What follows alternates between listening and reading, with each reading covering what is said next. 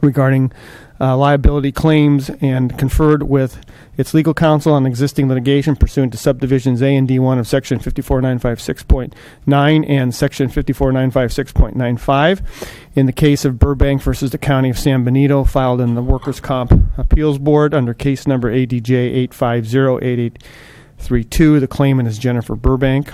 The agency claimant is San Benito County, which is a member of the Trindle Insurance Fund. At this time, the board took no reportable action.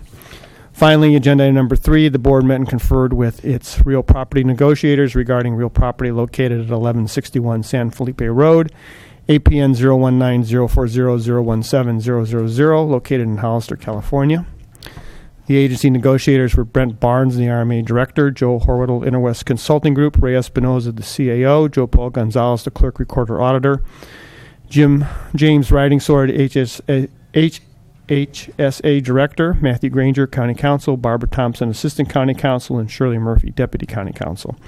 The negotiating party is Thor Wireless from CBRE, Inc., under negotiation for the price and terms of payment for the property. The authority to meet can be found in California Government Code Section 54956.8, and at this time the board took no reportable action. Thank you. Thank you, Counsel. So moving on to item C, the presentations and recognitions. There's nothing under that item, so we'll move to item D, our public comment. Madam Clerk. Yes, our first speaker is Richard Ferreira.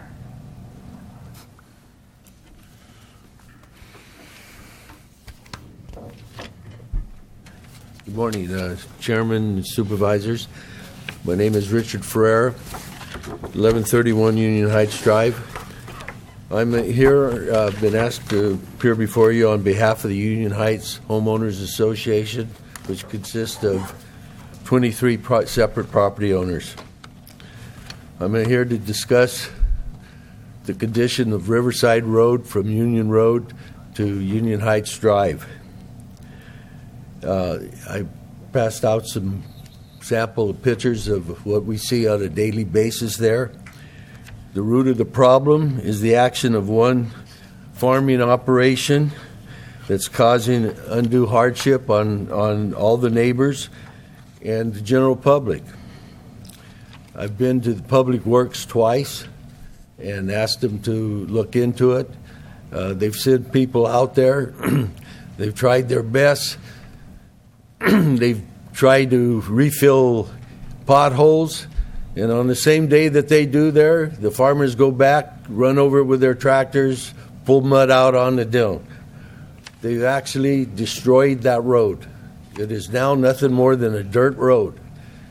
And the general public and all the neighbors that live around there, we have to go on it on a daily basis. It's impossible to keep your cars clean.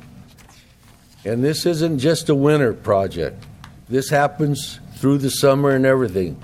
They're pulling the mud on the road. The mud sits there. It's worse during the dry weather because they put the mud out there and it sucks the oil right out of the road. And then when the mud comes up, you got a big chuck hole. I ask every one of you, just take one trip down that road and you'll see exactly what it is. It is turned into a private dirt road for that one farmer. Now, I'm a fifth-generation San Benito County resident. I'm the first one that hasn't been a farmer in that whole group. But growing up, I lived on a farm. I worked for my grandfather and my uncles in the farming. Whenever they went across a county road, they either did it on a concrete strip or they laid down strips of sub to take their equipment across, and they didn't run up or down. They went straight across. These people are using that road constantly. There's mud all over the thing, and it is destroyed. They've got the shoulders. There's ditches along the shoulder, and when it rains, it fills. It's undermining the road. Or when they irrigate during the summertime, the same thing happens. And I'm asking you people to do something. Not only is this, it's a vehicle code. It's against the law in the vehicle code. So we're requesting that you either contact the right authorities or do something to help abate this problem. Thank you for listening to me. And thank you for your comments. I was just a request, Mr. Chairman, if we could have this issue agendized at a future meeting where we get some action done. Yeah, I think that what we'll do is we'll take the comment that was provided and work with our staff, and we'll come back. I just have maybe one question of our RMA director.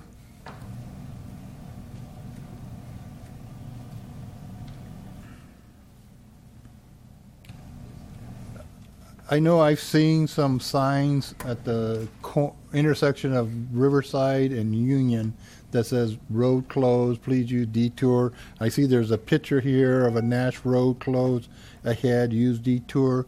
If private citizens are putting up these kind of signs, we can take those down immediately, correct? Absolutely, yes. All right. And that To my knowledge, that road is not closed, but I have not been there in a week or so, so Okay. I don't know for sure. all right. Thank you. Thanks, you, Mr. Chair. Barnes. Madam Clerk. Next speaker is Donald Gerlin. Distribute those? Yeah. Oh, okay, good. Hello, my name's Donald Gerland. I'm here again to bring to your attention a policy that seems to be enforced or going to be enforced by Mr. Barnes of RMA regarding non-conforming uses and whether or not you can change them. A month ago, he gave me a ultimatum regarding my own property that has an empty grocery store, convenience store. He said I can either keep it as a grocery store, because that's what I've always had, or I can abandon the building. I'm quoting him verbatim. The actual law, as I mentioned a month ago at the prior meeting, the actual law allows nonconforming uses to remain forever. And of course, they're going to be new owners and new tenants and changes over decades and over centuries. And the law actually says, I'm talking about Chapter 25.39, the chapter says that you can make changes in nonconforming uses, going from a bar to a cafe, or going from a grocery store to a specialty shop of some kind. Mr. Barnes is insisting that he doesn't want me to have any kind of business in there other than a grocery store. And I don't want to own a grocery store and operate a grocery store. I don't want to have tenants to operate a grocery store. And Chapter 25 allows me to make various changes with some limitations. You can't expand it, and it has to be of the same nature or a more restricted nature, which is quite a few other choices. Well, I have no other choice right now, and I'm asking that this board today, during your information discussion, set this matter for an actual agenda item and discuss this matter publicly with Mr. Barnes as to why he feels he has the power to enact legislation. His policy is 100% opposite of what's written in the zoning code, Chapter 25.39. Completely the opposite. Lawyers have told me I can defy that interpretation of his and wait for him to do something about it, which may be nothing, because the DA and or the county council may choose to not enforce his policy. I would rather have him discuss his manner of managing this RMA department, specifically the zoning department, and have you give him your input as to whether you think there should be an abatement type of attitude and a constructive condemnation attitude towards millions of dollars worth of property in this county.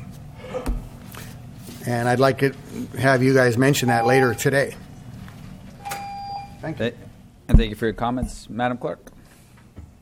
Any other speaker cards? Yes. Next speaker is Mr. Resendez.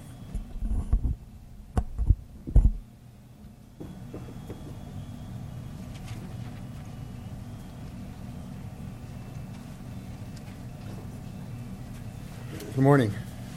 My name is Romulo Resendez. I'm a resident of Hollister for the last 15 years.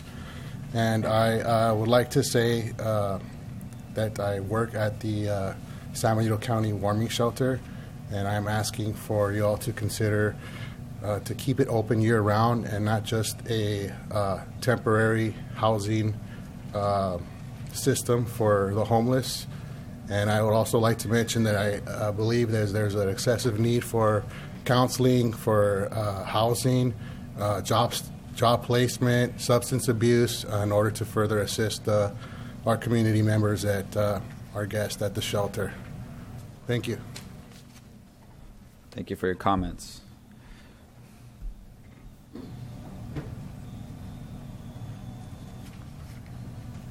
Next speaker. Okay, anyone else that would like to provide some comments? Now's the time to step up. All right. With that, we'll move on to our department head announcements. Mr. CAO? Yes, no, we have no announcements today, Mr. Chair.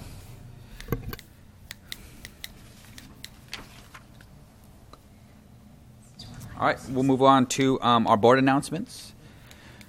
Supervisor Barrios? Thank you, Mr. Chair. Supervisor De La Cruz and I were given the opportunity to meet as the ad hoc committee for the homeless shelter, and we did have the opportunity to meet with staff. It was a wonderful meeting. We wanted to make sure that we met. Mike, Sorry. Is that on now? Is that better? It's too off, Margie. It's too off. Go down, right there, right there. Okay. Better? Yeah, so we had the opportunity to meet with staff, and we were able to, what we wanted to do is to meet separately with both groups so that they could really have an opportunity to express their concerns. And what we heard was really similar on both sides. They both want to work together.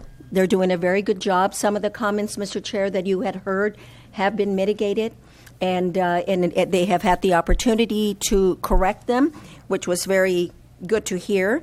They did offer, and they're committed, the Homeless Coalition is committed to work with our staff till the end of this, season to make sure that everything runs as smoothly as possible, and I believe that that effort is working. They did make some recommendations, and one of the main recommendations is that we start actively looking for somebody to run the shelter next year. That's a challenge because we are going to have this is their last year, Homeless Coalition, and so they're recommending that we start sooner than later because it will be a little challenging to find somebody that would be willing to do that. The other thing is that their concern is safety first. Both sides are working with their securities to make sure that is taken care of and that all the residents are kept safe. And the only recommendation on that they made is that the residents during the open season there do not bring in all their personal belongings, because that they should bring only what they can take back with them when they have to leave the shelter the following day at, I believe it's 6 o'clock, Jim, 8 o'clock in the morning. Because what happens is that the things that stay there, the county may be liable. They may say they had money. They may say they had, possessions that were of value, medications, that sort of thing. And they feel that the best thing to do is for them to bring in and take out everything in one, at one time, not to store them in the San Benito County shelter for safety reasons and liability. But other than that, I'll pass it on to Supervisor De La Cruz and see if he heard the same thing. But it appears that they're all working very well together now. And we did have the opportunity to be there when they were serving dinner, and we had staff there. And I have to say that they were the kindest, most helpful people, wanting to do the right thing by these homeless folks, giving them a warm meal. And it was really a pleasure to see how everybody was there as a family and being provided, like I said, a warm place and warm meals during this time. Thank you. Thank you, Supervisor. Thank you, Mr. Chair. I concur with Supervisor Barrios on dot. I also personally want to thank both the Homeless Coalition and the county's homeless group for helping and assisting and working together and making sure that in the transition that we have a group or an organization in place for the next session. I noticed that I saw our sheriff walk in, and this is more of a complaint, I guess, to our sheriff, is that going to San Juan, going past the sewer ponds, there's actually a small mini camp being built there of homeless members of the community, and I just want to make sure that it doesn't escalate to what we had at the river. It's a 1, 2 individuals, 3, 4 that are beginning to build. So if we kind of take care of it now versus wait till it becomes a 2030 situation, I really hope we can work on that.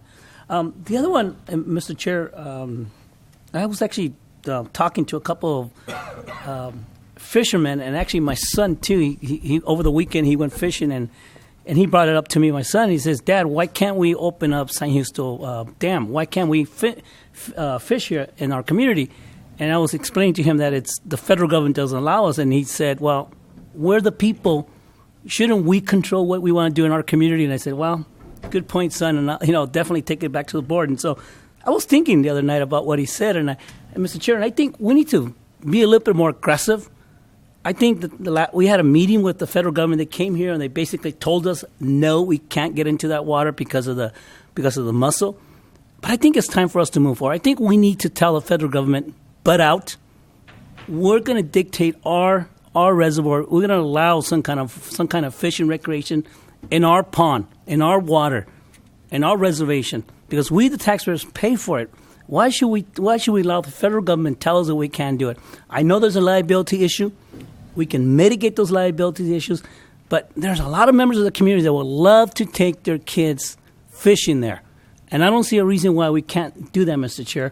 I mean, my son took his son to go fishing out there, and I want to make sure that I can take my son who can take his son and go fishing out there. And I think there's a way we can do it. The only thing is we just got to be leaders on this one issue, Mr. Chair. So I hope I can get support from the board that we discuss this issue and try to find ways of how we can really address and allow the San Justo Dam to become a recreational facility. Thank you, Mr. Chair. Thank you, Supervisor. Supervisor Munzer, board comments?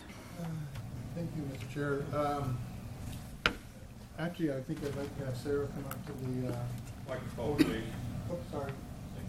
I'd like to have Sarah come up to the podium. We've been discussing San Justo, and she has some ideas. Thank you, Supervisor Munzer and De La Cruz. So, yes, we have actually over the since September. So let me interrupt staff because this is not on the agenda, and I hate to. She's going to tell that she is preparing an agendized item. Cool. Okay. Yes. So okay. Yeah. So let's let's give that brief update, and then no comments from our board, and then we'll have this discussion at a future meeting. Okay. March 8th is the date that it will come back to the full board. We have invited California State Fish and Wildlife and the Bureau of Reclamation to attend, and are also working on a meeting date and tour for a limited number of members of the public for a date soon after that. Thank you, Sarah. You're welcome. Thank you, Mr. Chair. You're welcome. Supervisor Botelho, board comments? Yeah, I'm happy that we're having this discussion at a future date because there's a lot more to San Justo than just fishing. It's a vital water source for agriculture. That's its primary purpose, and security is another thing, and the impact that has on this region. But I'm going to reserve my comments when we have that agendized. Anyhow, we had a COG meeting last week, and Supervisor Munzer and I wanted to inform the board that we're having a special meeting this Thursday at 4 o'clock. Well, Wednesday the 24th at 4 o'clock. And the COG board is to introduce a transportation expenditure plan and transactions and use tax ordinance for the half-cent sales tax for specific projects that are included in this expenditure plan. The ordinance will be considered for approval at an adjourned regular meeting of the board on Wednesday, February 24th at 4 p.m. The ordinance includes a request that the Board of Supervisors call for an election to be consolidated with the June 7th primary election to put the tax measure before the voters. An item will be requested before the board's consideration on March 8th. And, there's not a day hardly that goes by that I don't have a phone call about the condition of our roads.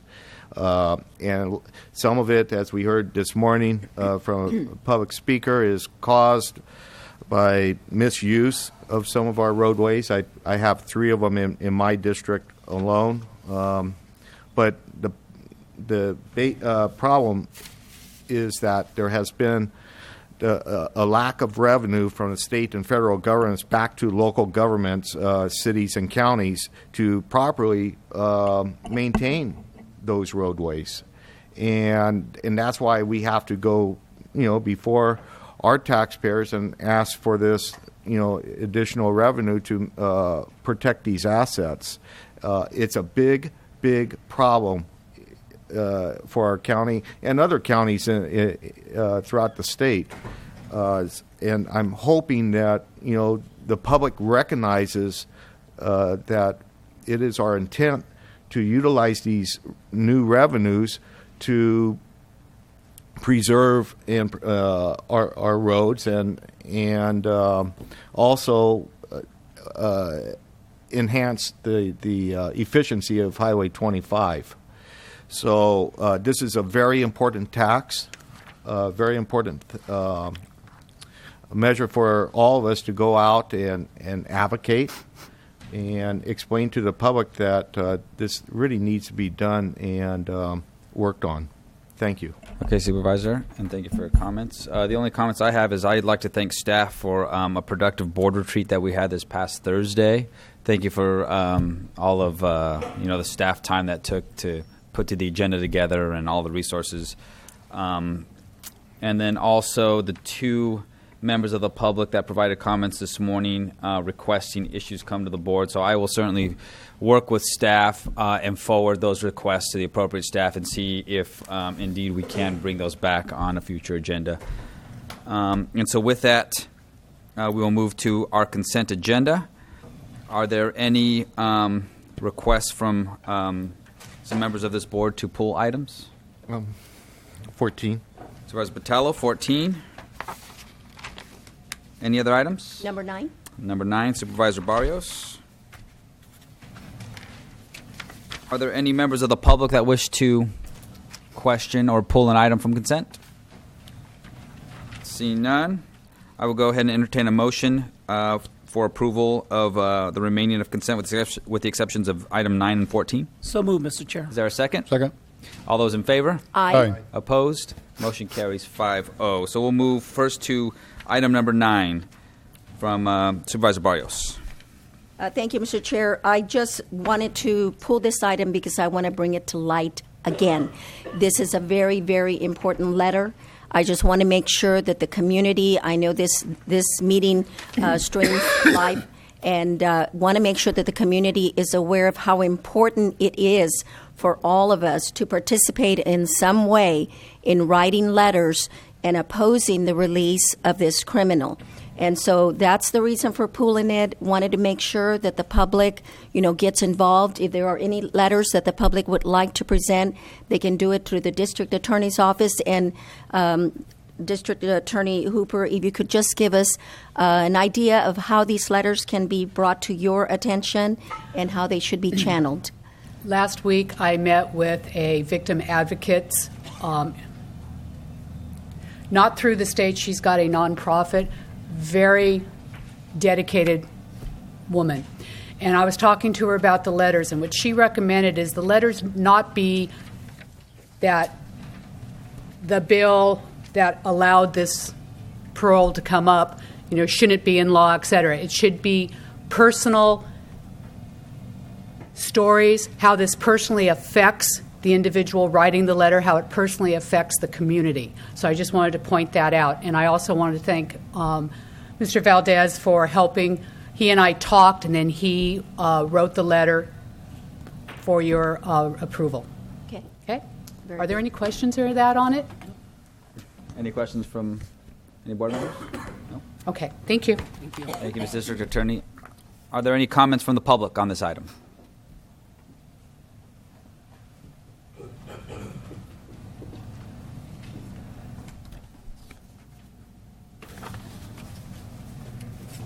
Good morning, Marty Richmond from Hollister. Just a quick comment.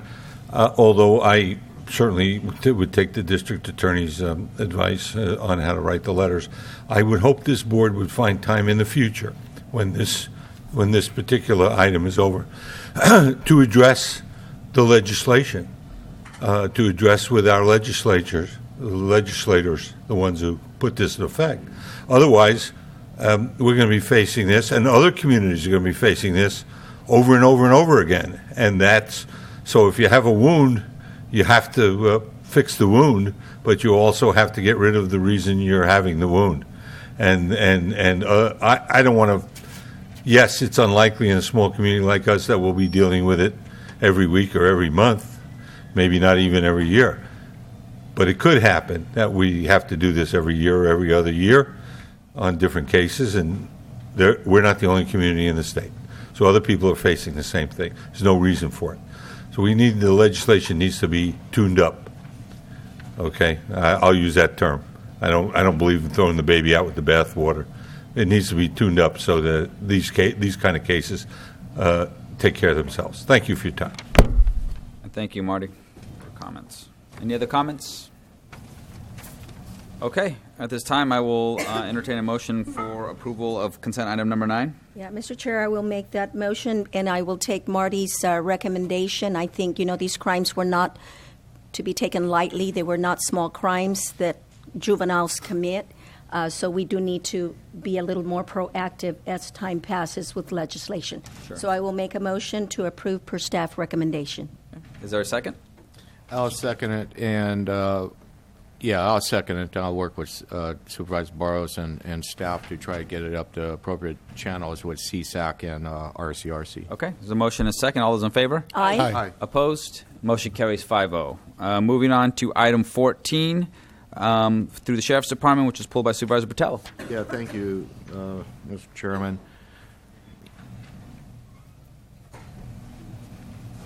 Good morning, Barbara. Morning. Yeah, the question I had was it's a lateral correction officer rehire, somebody we laid off during the budget crisis, and we have the opportunity now to rehire that person. And step F, that's pretty deep into our salary structure of steps. Was this person up there a ways when we laid him off? Was he at D or E or she? It could be a she too. But Is he at a C? I'm not sure what step Yeah. is that. Good morning, members of the board. I can't speak to that specifically to answer that question, what step he was when he left. But I can tell you that I've done the calculations, and had we not laid him off, he would be at G. So I think it's a good bargain for us to get him at F. In addition to the fact that he would be at G had he not left, there have been multiple changes to his MOU that will no longer benefit him. So he's will be coming back under the new conditions of employment, which are financially advantageous to the county. And thirdly, this particular candidate, who's quite the young professional, who grew up here and has a heart for our community, didn't rest on his laurels and collect unemployment, but he aggressively sought employment elsewhere and was hired in a neighboring county to work in a similar capacity, where he received some valuable training that we would not have been able to provide him. So he's coming back to us at F instead of G with some skills that we couldn't have given him, and it's a great opportunity for our county and for our jail and for our community, and we're grateful that this young man wants to come back here and serve where he grew up. okay, thank you. That answers a lot of questions for me. I just need to be sold on the F a little bit. I appreciate it. Thank you. You're welcome. Any other questions from the board that I can answer while I'm here on this Any other topic? questions from members of the board? No. Thank Hi, you. Sheriff. Thank you. Any comments from members of the public? See none. I'll entertain a motion to approve item number 21 from consent. With the explanation I just received, I feel comfortable making a motion to approve item 14. Is there a second? Second. All those. So there's a motion and a second. All those in favor? Aye. Aye. Opposed? Motion carries 5-0. Okay, so moving on to our regular agenda. There's been a request to move item 21 to be heard first. So we'll go ahead and I'll go ahead and make that change. So I'll look to our administrative officer to introduce item number 21. Thank you, Mr. Chair. Yes, this item's coming out of our office administration, and we have Sarah Fontanos here to discuss with your board the methodology to use for adoption of the library impact fee for the County of San Benito and provide direction to staff. So she has a PowerPoint presentation here for your board. Thank you. Thank you, Ray. Good morning, board members. That's a change up, so pardon me if I'm stumbling through this a little bit. Wasn't mentally prepared, but here we are. So the library impact fee, this was one of the items I first started 2 years ago. One of the projects handed to me from Margie Barrios was to get a library impact fee on board. So what we will be discussing today and what I'll be asking you to do is to select between two different methodologies. The difference between these two are such. So we're going to be looking at, can you see that okay? The existing standard versus a system standard.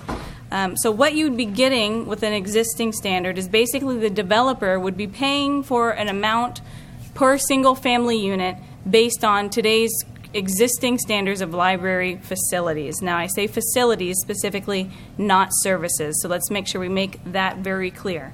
So existing standard is paying for what we have today capital-wise. The system standard, a higher summarized cost, approximately $1,029 per single-family unit, would be paid for by the developer. This system standard also requires the county to commit an amount of non-impact fee funding by the planning horizon, which is 20 years out.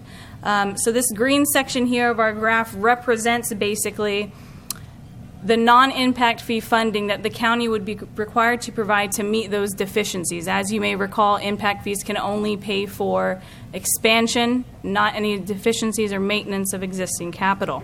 So if you were to adopt the system standard, you would be adopting a higher amount required by the developer, but also committing ourselves to a certain amount of money per year to meet that non-impact fee requirement. The existing standard would be just that smaller amount with no impact fee requirement, but yet not meeting any current deficiencies we have in library facilities to date. Mr. Chairman, no. Yes. Supervisor Munzer? Sarah, yes. That $270,000 annual or whatever, so that we're locked into that amount. That's a set amount, or is the amount based on how much growth there is in the community? So it is a set amount based on our planned facility. So in the study we have, the numbers that are before you today are based on a 25,000 square foot new library facility. So that number, I believe, was approximately $8 million of costs, or maybe it was $11 million of costs, was split over 20 years. So that's where that 270 amount came from. So depending on whether or not population changes, yes, and as well as if the facility costs change, then that 270 amount could go up or down throughout those years. But that is just kind of a baseline we're looking at. So to answer your question, yes, population could change that if it were larger, as well as if the facility changed. Is that? So we're locking ourselves in At minimum. Minimum of 270 for 20 years, and if we don't have any growth, then we're not going to have the impact fee side to help build the facility.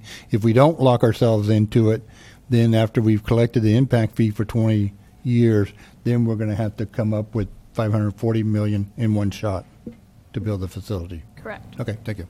Thank you, Mr. Chair.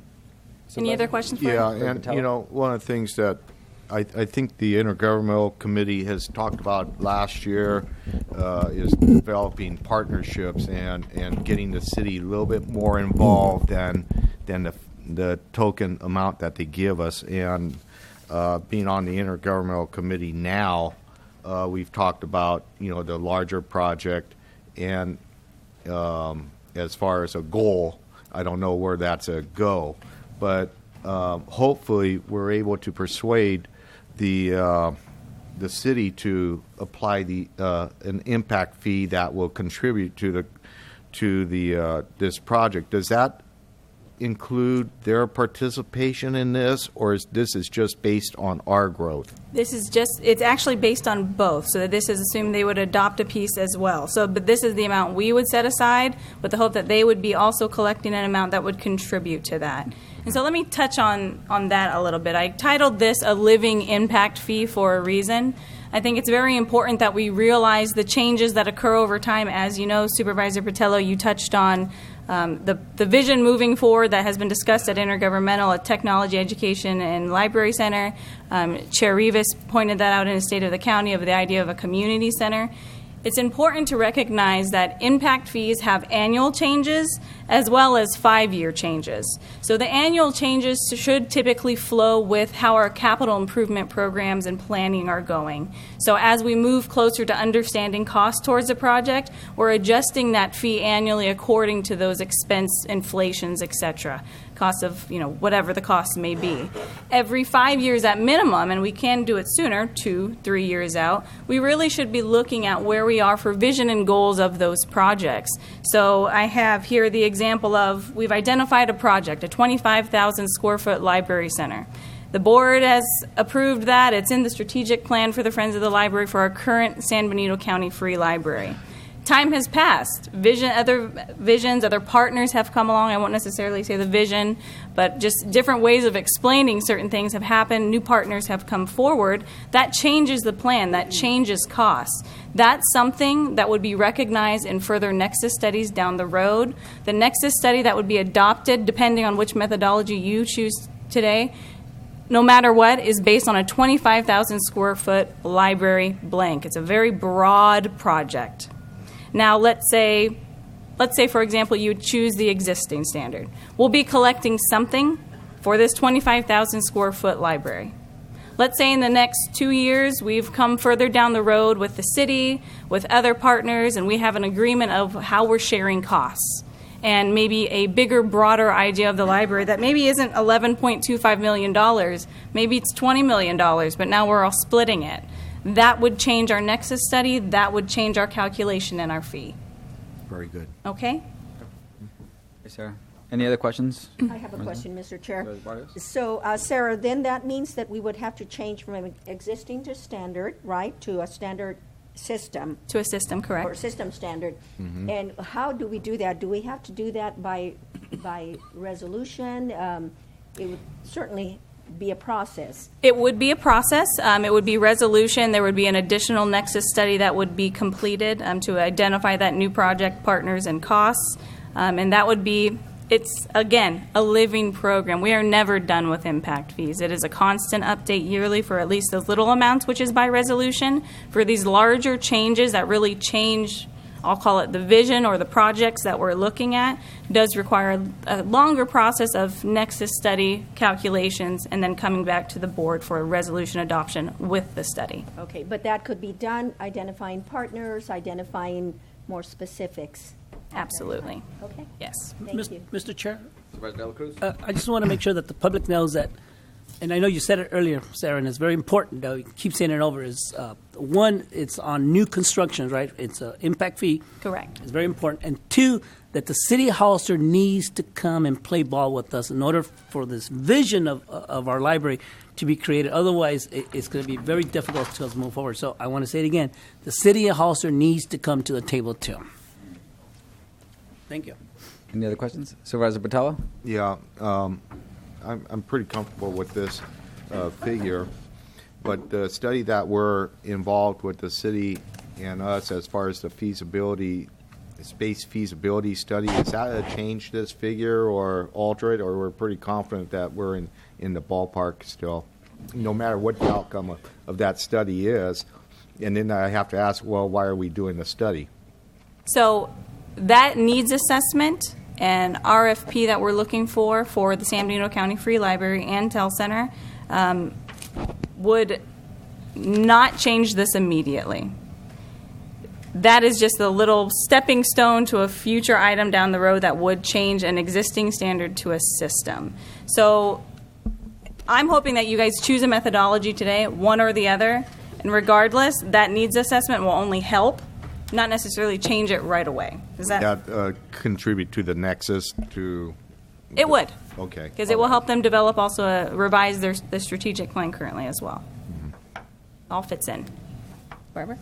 And I just wanted to make sure the board knew that if the board goes with the system standard, it doesn't tie the future board's hands to change that vision in the future, that they could either enlarge the system standard or they could decrease the system standard. So they could say, no, we don't want to build a 25,000 square foot library. And then there is a refund mechanism so that impact fees that are collected could be refunded. So just to let you know that it's always up to the future board about whether they go forward with that future construction. Supervisor Munzer? Thank you, Mr. Chair. This may be more for Ray. I know you haven't really started next year's budget, but does it look like we have $270,000 to throw at this? I'm assuming this is going to be from general fund. It's over time. So Barbara's comment is that you can escalate, maybe it's not 270 next year, maybe it's 50, and then it's higher in the following year. By the planning horizon, which is a 20-year period, you just have to provide that amount. So the yearly can change as long as at the end we meet the determined amount of Gotcha. Okay. Gotcha. Thank you. Thank you, Mr. Chair. You're welcome. Any other questions? Okay, sir. So staff recommendation is to be given all the changes and goals, tel center, community centers in the air. Staff recommendation today is to go with the existing standard to at least start collecting something for our existing needs, and then to ask either the CAO or his designee to bring this study, once it comes back to you, on March 8th to the cities as well. The good news is they can adopt using the same study. Both cities can if they wish. So the staff recommendation, if I'm missing anything else, unfortunately I was sick last week, so this timeline is a little bit adjusted. But basically you can see about how long the actual adoption of the fee can take with the timeline and the tentative schedule. So not the March 8th meeting, but the meeting after that would be the next time, since I've missed my deadline, to bring it actually back for the first set of rounds for public hearings. So depending on your answer today, existing or system standard will allow me to move forward in that direction. Okay, Sarah. Are there any additional questions from members of the board? I guess I have one more, Mr. Chairman. I'm sorry. And part of the staff recommendation is on number 3. It includes the city of San Juan Bautista, and they have a library. And how would the impact fees, if they went along on this? Would that go to the county effort for the joint library? Have you had a discussion with these two cities on a staff level about including them and their willingness to participate? I have not yet had staff discussions with them about it. Their portion would be going to our identified project. As part of the impact fee, they would be collecting an administrative fee of a certain percentage that they would collect to be able to process and pass that impact fee amount along for developments. But they also benefit, don't they, from the bookmobile and stuff like that? Correct. So if they have a bookmobile service, because the impact fee, the facility standard includes the existing bookmobiles, if our bookmobile goes out there, that also would cover, the services that could also serve like South County and also San Juan Bautista. Right. Yeah. And I've always, since I've been on the board, tried to encourage, a joint effort, from our library services with the city of San Juan Bautista's library as well. But I don't know if that makes any difference in our decision today. But okay. Thank you. They can also be included in future if they have other services outside what the county provides. If they wanted to, maybe the study that would be adopted doesn't recognize all their capital, so that would require a study change, though, maybe later down the road if they aren't to adopt the fee that we're looking at. Mm-hmm. Okay, great. Thank you, Sarah. I'll look to our Madam Clerk. Are there any speaker cards for this item? Yes. First speaker is Rebecca Salinas.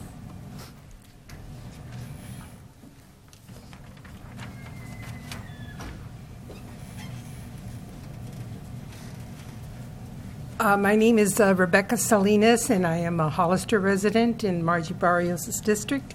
I want to thank you very much for all of your efforts. We have waited forever for something like this. I just want to tell you that, you've all said that you support our library. Now we have some teeth.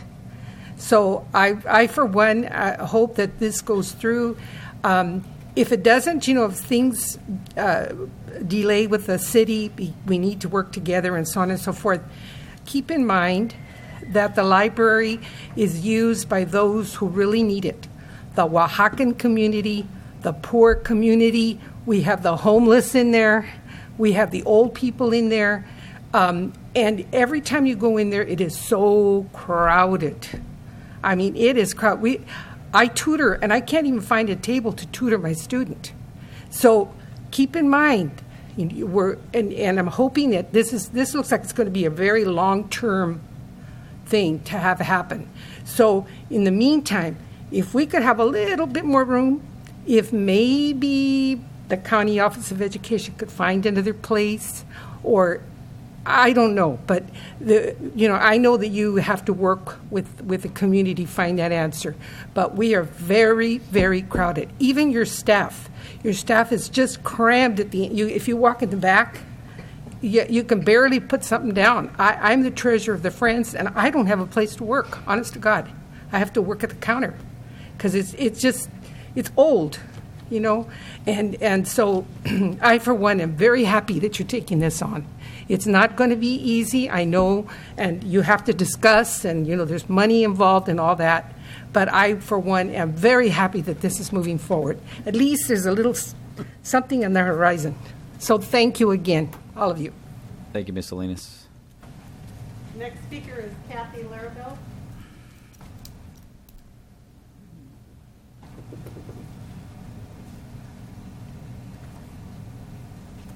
Good morning. My name is Kathy Larabelle. I am a longtime resident of Hollister, a former teacher of Hollister School District, and a friend of the library.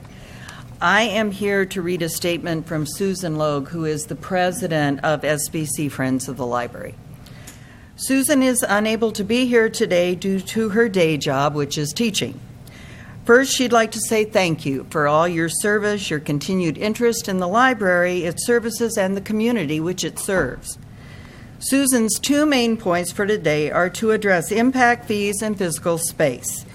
Impact fees, which seem to be a common component of other governments, are not a component of San Benito County's infrastructure. Impact fees are an acceptable means of addressing the growth and needs of the library and our expanding population. The library needs to be included in impact fees. In regards to physical space, the library is presently addressing the tutoring needs of many of our community members and their families, and its physical space is used up to every inch. The library needs to physically expand to better meet the needs of our population. Presently, we have tutors available to work with the Youth Alliance students who are at risk, but we have no space for these students to meet. On a personal note, I would tell you, teaching language arts in this area for a long, long time, and having attended the high school, I use the library a great deal for research. And we need to make it available for children to be able to follow Common Core, to be able to do the research they need to do, and you need to expand for that to be possible. Susan would like to thank you, and myself too, for your time and consideration. You can contact her at 831-205-1373 or email us. Thank you for your time. Next speaker is Margie Richmond.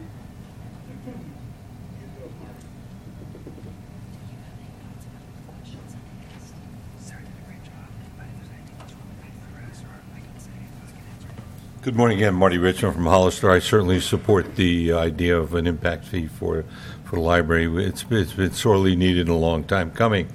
Just some comments on it. One of the reasons to establish an impact fee is to kick the door open and start to put money aside in the event that the state, as they did in the year 2000, floats the library bond again. They may come back with that. And when they did that, they picked up 2/3 of the cost. but you had to have your matching funds available. And so the one thing we could use this for, because that is a major capital issue, is matching funds. And, you get $2 for every buck if they do it the same way they did last time.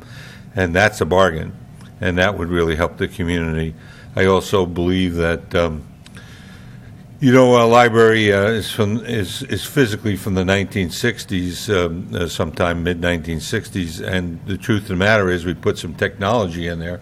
But the major capital item, which is the building and layout, is still 1960s, and the population has soared since then. And we've had this gap because we haven't picked up the money for the capital. I personally commit to you that I will be haranguing the city council about kicking in some real money every year, because I believe that the city dwellers are the biggest users of the library. Obviously, it's physically located right next to them, and also they have the highest density of children in the elementary schools in the Hollister School District. So I will be bothering them to kick in some real money, and I think they should do it every year. And I hope, together with an impact fee that applies countywide, city and county, and both and all that getting together, that we can put together a real program, and it'll be long term. Make no mistake, it's not going to be tomorrow, but put together a program that long term will really help the community, because I think that is a key community item to have. And I agree with the chairman that it needs to be a community center. I also think there's private money sitting on the sidelines, just waiting to see if we're willing to kick in. Look what happened at the hospital when the hospital wanted to expand, and they got a public bond, and as soon as they got that public bond, the private money started to flow in, and if you go through the hospital, you see all these emergency room places named after people who were very generous with their contributions. I think the library is going to produce, this will produce the same thing. But normally these folks sit on the sideline until such time as that the county commits to do something. So I appreciate it. I thank you for your commitment. Thanks again, Marty. Are there any other?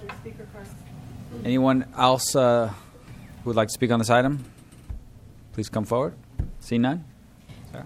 Chair, I just wanted to also introduce Carlos Villarreal, who is the professional consultant from Wildan. Yeah, he helps me with all the studies and the fee calculations. So. Yeah, just wanted to say Sarah did a great job of summarizing what's going on between the two standards. I'll be the person that will take your recommendation and then finalize the report and then get it ready for adoption. So if you have any other questions, I'm happy to answer them at this time. Supervisor Munzer? This is probably it could be for you. So I just want clarification. The last speaker talked about, county-wide impact fee. This is just an impact fee for the non-incorporated areas, and the city of Hollister and or city of San Juan would have to That is correct. do their own impact fees. Correct. Now, they could use the study that Carlos has already created for us to adopt and set that fee, so a lot of the legwork is done. Right. But they would be putting that towards our 25,000 square foot space. So you see how this opens the door for communication and a bigger plan later on. Yeah, I just want to make sure we were clear that it's just an impact fee for the unincorporated area. And I concur with Supervisor De La Cruz that, we definitely need to work with the city, and I hope the city would seriously consider instituting a library impact fee themselves. Thank you, Mr. Chair. Okay. Mr. Chair. Supervisor De La Cruz? Thank you, Mr. Chair. I appreciate it.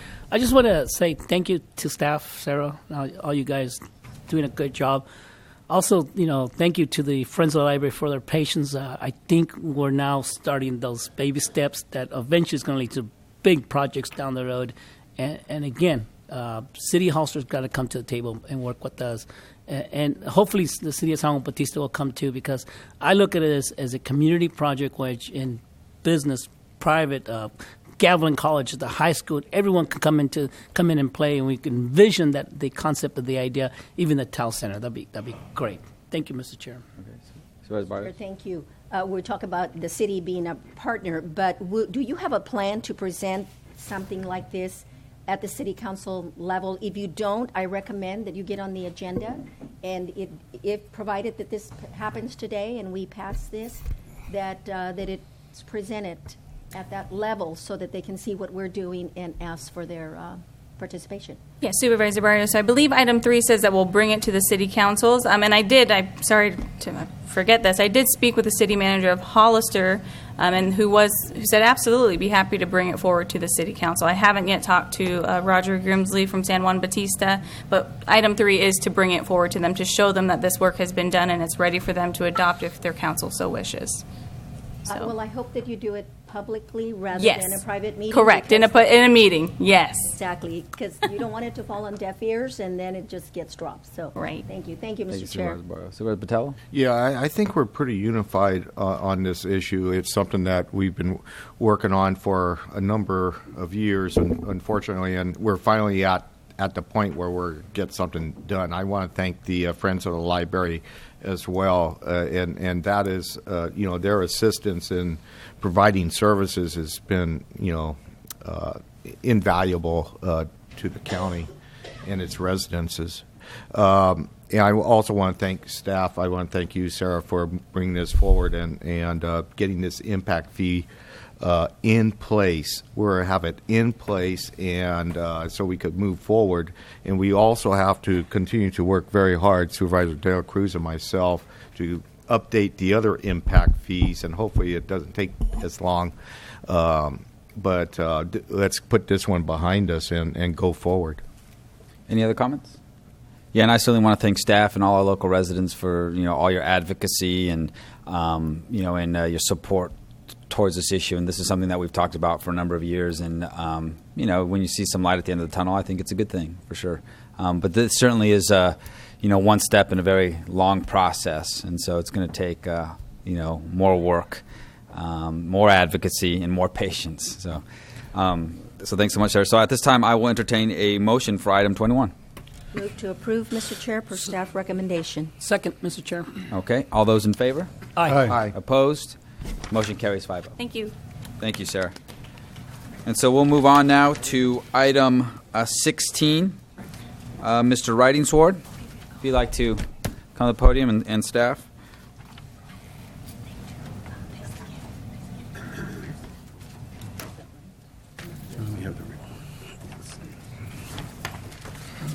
Good morning. The board has asked us to provide a homeless services update, at least on a monthly basis, and so that's what we're doing today. What I'd like to do is comment just in general on the report, and then ask Enrique to give you an update on the winter warming shelter. The first part of the report talks about where we are in terms of kind of planning for the homeless service center. At one of your previous meetings, you designated a preferred site, which was 1161 San Felipe. So staff has been kind of working on how does that kind of play out if we move forward with that. And the structure itself was larger than what we needed.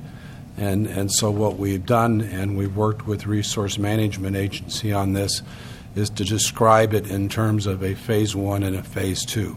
Phase 1 being where we would work on approximately 5,000 square feet to put together emergency shelter and supporting programs.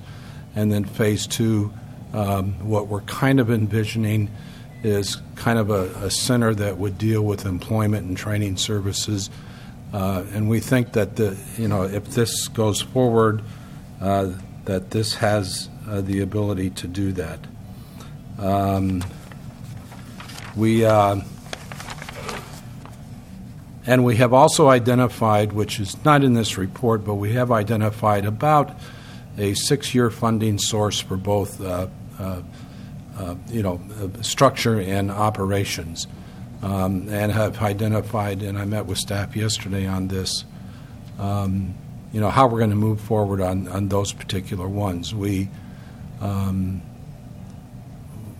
have identified sources that we believe have the best chances of success, and we have put those together, and so we will be moving forward on those other sources to kind of flush them out and be sure that we're on the right track there. So what I'd like to do now is turn it over to Enrique and have him give you an update on the winter warming shelter, and then perhaps finish up with a few comments. Thank you, members of the board and the public. My update will include the warming shelter and other homeless-related programs that we provide. So for the month of December, we had 19 new homeless guests staying at the warming shelter for a total of 840 nights of number of beds being used. All combined for the month of December and January, we had 33 unduplicated guests staying over for a total of 1,256 beds being used for those 2 months. The program has continued, in my opinion, to be a very well-run program. I think this is a resource that the community should be proud of, and serving about 27, 28 on a nightly basis, in providing meals, provide transportation, some support services. They also get a breakfast. They get a lunch, packed lunch to go. I think our relationship with partners, including the Homeless Coalition, has been good, and our efforts to work together and working in addressing any issues or needs of our community is good. I do agree with Mr. Romulo that spoke earlier about the need of having additional services like mental health services, counseling, job training. That's a huge, huge need for this population. Our current setup at the moment does not really lend itself for that, although we do provide our America's Job Center to come out and do some workshops for employment. But I think for having intensive case management and supportive services would be one of needed, and hopefully once we have the service center come up, and we could address that a little bit more as we identify the funds. But all in all, I'm really happy of the staff. I think we've done a terrific job. I also wanted to briefly touch on a couple other programs. One is our Helping Hands Continuum of Care. This program houses a total of 17 clients. We have 13 units. We have a few families that are also provided services, and these are individuals and families that are or were previously homeless with a documented disability.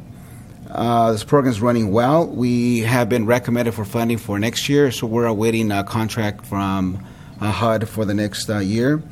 We also have our winter shelter program. We've served 30 families. In total, it's 124 that are staying there. That includes both adults and children. This program will conclude at the end of next month. They do provide a $300 monthly rent, at which at the end of the program, these funds will be provided back to them for support of permanent housing. The staff is also working with these families. In the past, we've probably averaged about 60-65% rate of entering permanent housing beyond the program.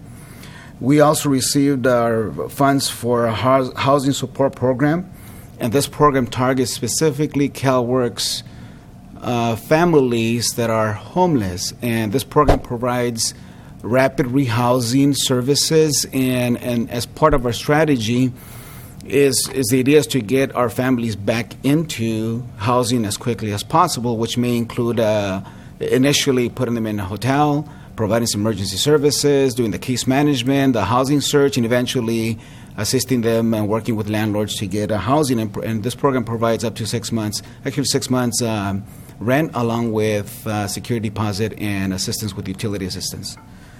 And because there are many needs during the year, we always get requests for hotel vouchers, so we dedicate some funds and we provide up to 3 nights hotel. And for those that are in CalWorks that's been identified, they could get hotel vouchers for up to a couple of weeks, 2 weeks, or 15 days. And transportation assistance, we usually have transportation tokens and provide assistance as needed to our community in general as well. So there's a big need for homeless services. I think we've addressed this to the best of our ability, and we'll continue to do so. And again, staff, I think, has been doing a terrific job. And our homeless planning committee meeting has been very supportive.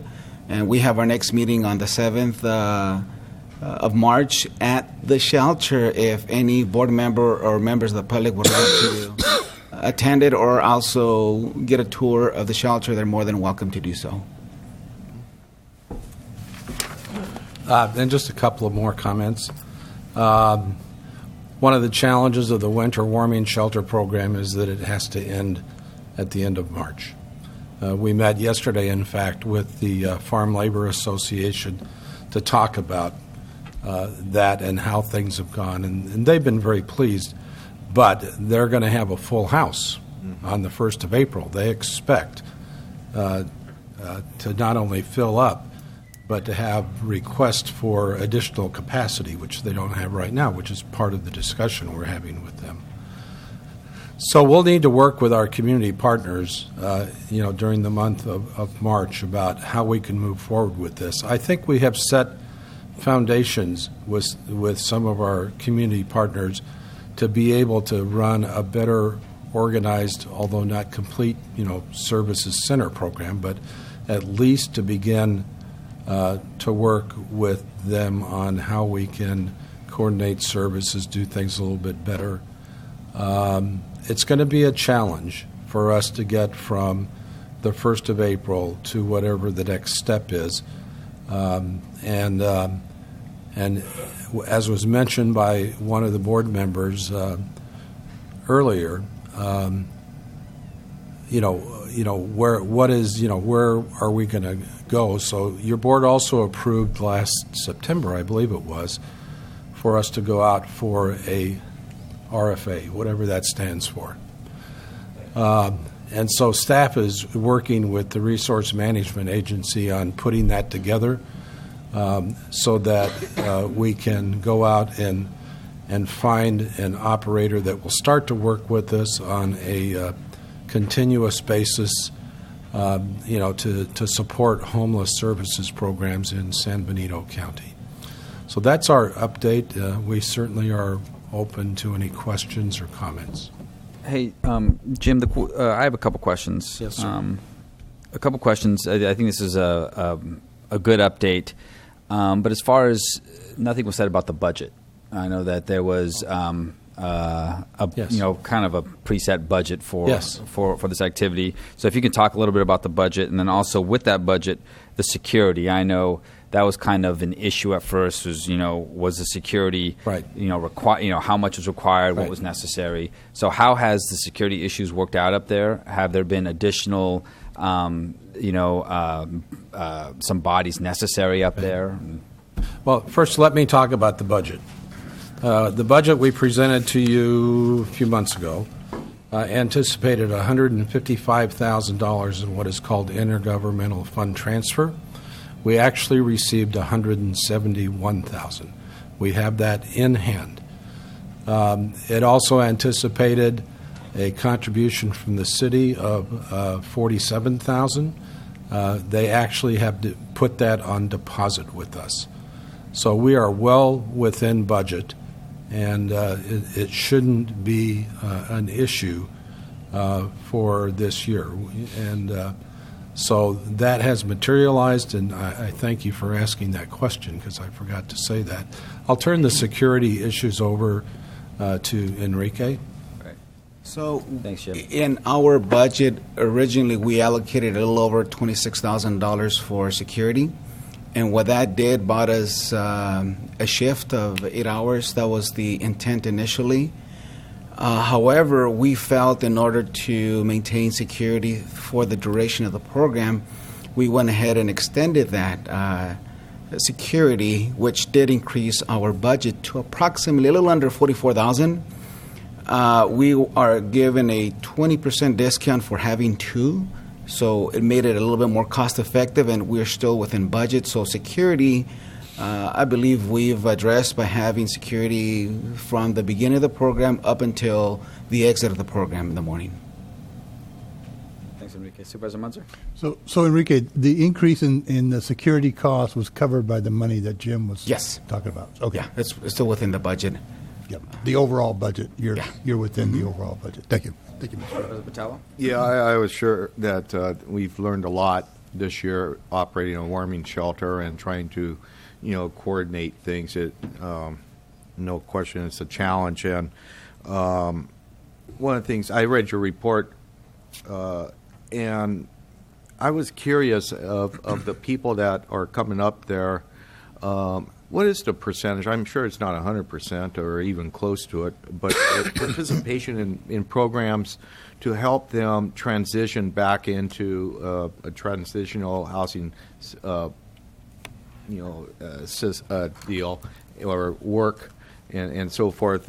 When you drop them off at 8 o'clock in the morning out there at Health and Human Services, do you keep track of the percentage of participation of our homeless population to try to improve their situation to get out of that?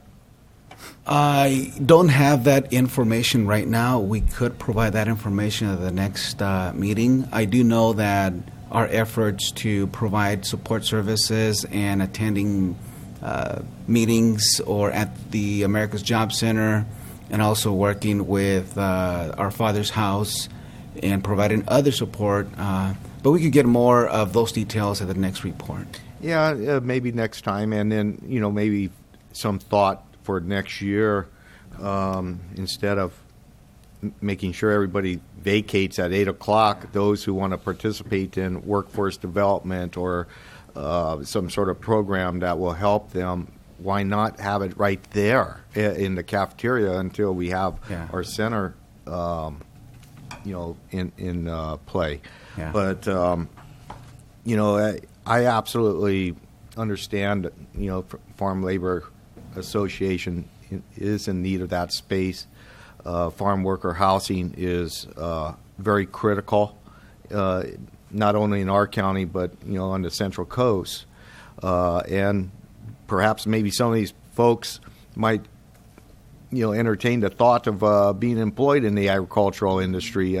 It's not a bad job. It's a darn good job. And all kidding aside, we don't have enough farm workers. Yeah. There should be zero unemployment in our county. Mm-hmm. Thanks. Thank you. Thanks, Supervisor Botelho. Supervisor Barrios, sorry. It's okay. First of all, I want to thank this board. We had a vision, and you have been very supportive of that vision. We haven't lost sight of the need, and we are in the path that we should be. And I know that the winter warming shelter wasn't perfect, but it served the purpose that we were wanting it to serve, and that is to keep people warm, keep them out of harm's way in the river, providing them with warm meals. So thank you to everybody that participated in that. It made it happen. We've learned from it, and I think this will open more doors for us, and moving forward to next year, we'll have a better idea of what we need to do. Mm-hmm. So, again, thank you to all of you. Thank you to staff, and thank you to this board for meeting the needs of those in need. Thank you, Mr. Chair. Thank you, Supervisor. Are there any other questions or comments from members of the board? Members of the public that wish to provide comments? Madam Clerk, are there first comment speaker cards? is Jeffrey Shane.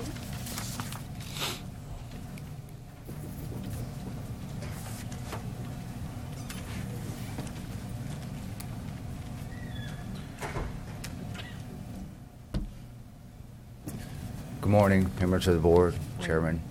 My name is Jeffrey Shane, and I actually was in the warming shelter. People ask me, how was I able to get out of the shelter and get into my own apartment, which I moved into a couple of days ago, literally like 3 days ago. And there is no magic formula. It's a lot of patience, perseverance, and prayer. 4 months ago, I moved here from North Carolina. Most of the way I hitchhiked because my ex-wife was about to have our child, and I wanted to be here when she was born. I was living on the streets, living in a tent, and I'd lost all hope pretty much until I had found out about my father's house, which is ran by Pastor Landa and her husband, Brother Pat. And when I got there, they opened arms, love, respect, the things that I needed as a human being. Remember, when I moved here, I didn't know anyone, no friends, never been to California. And together, there was an effort that came about where the warming shelter, the San Benito County warming shelter, opened up. And I found out about that through my father's house. And the warming shelter became our home, those that lived there. And we were a family. And Christina, the lady that runs it, she's an amazing person. The staff there, you couldn't have handpicked a better staff, really. And like everyone knows, there's issues when new things start up, and being a community and a family, there's going to be things that come up, but everything that came up was resolved. Certain staff members really stood out to me that really reached out. They all reached out to me, but there was a lady named Laura, very kind-hearted, genuinely. Romola, the gentleman that spoke earlier, he's out there. Without the shelter, people would have died in the cold this winter. Some did, you know. And through the Helping Hands, through Christina, I found out about the Helping Hands program and met the property manager, Sonny, and we were able to work things out. I did the whole process and got into my own apartment. And throughout this whole time, my mental health was in question because of being homeless and going through a divorce and just having a new baby. So I went to mental health for support. And society had diagnosed me with major depression, not stable.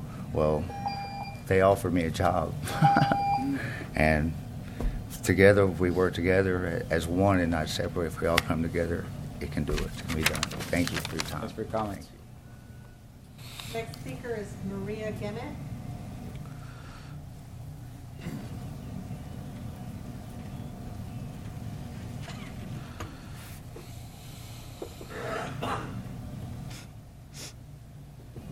Good morning, board members. My name is Maria Gimetti, and I've been a resident here at Hollister for 8 years, me and my husband.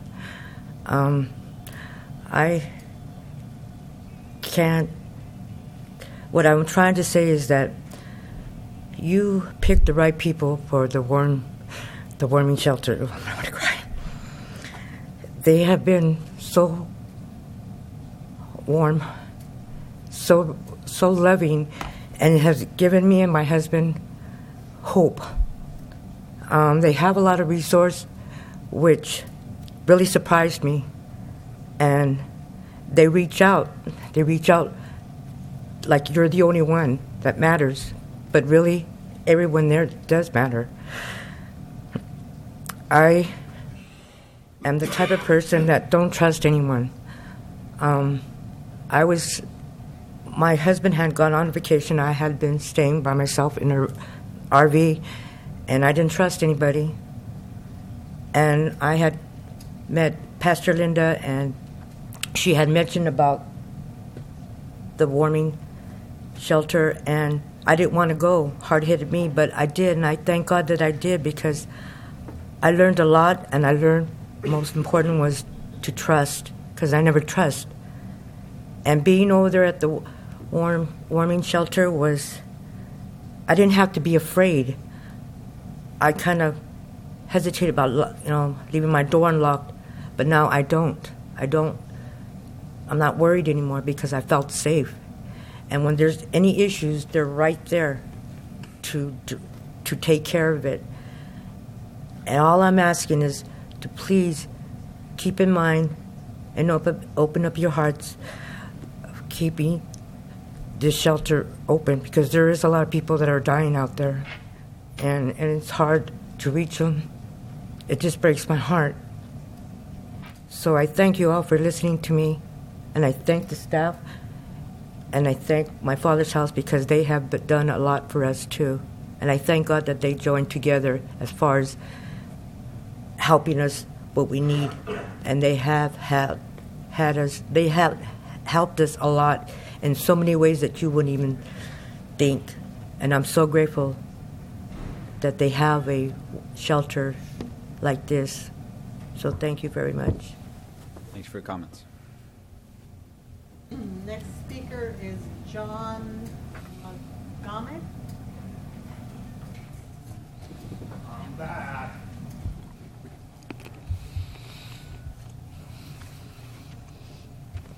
John Montgomery, one of residentially challenged of Hollister.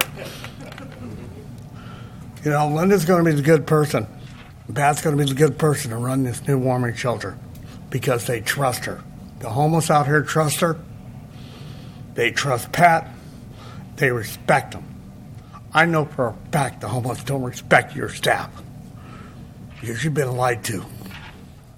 I hold my own meeting once a month with the homeless, and not one of mental health or them have ever come out to the camps. They are scared to walk through those camps.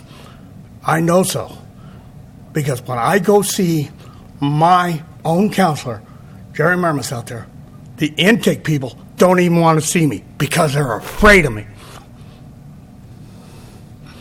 Now, I spent 18 years in the military.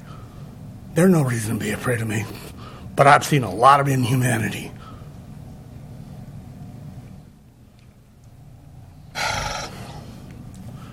This, they have done on a shoestring budget what I approached the board in the city about years ago, and that was opening a drop-in center.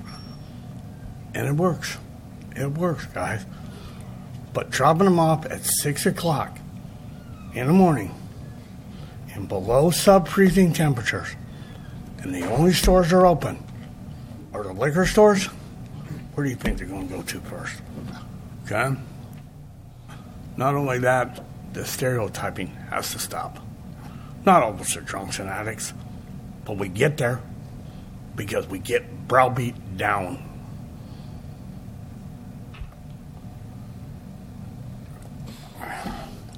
That's it for me. That's all I have to say. Thank you for listening. And thanks for your comments. Next speaker is Linda Lamb.